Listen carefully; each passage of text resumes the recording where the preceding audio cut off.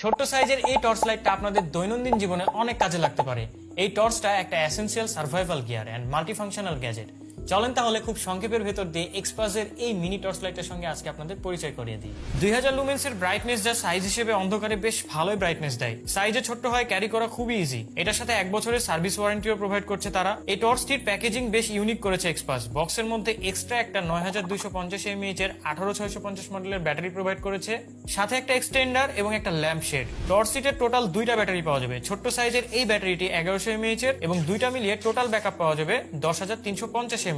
2টা ব্যাটারি মিলিয়ে টোটাল 13 থেকে 14 ঘন্টার আশেপাশে ব্যাটারি ব্যাকআপ পাওয়া সম্ভব, যা আসলেই প্রশংসনীয়। এবং টাইপ সি পোর্টের মাধ্যমে খুবই দ্রুত এটা চার্জ হয়ে যায়।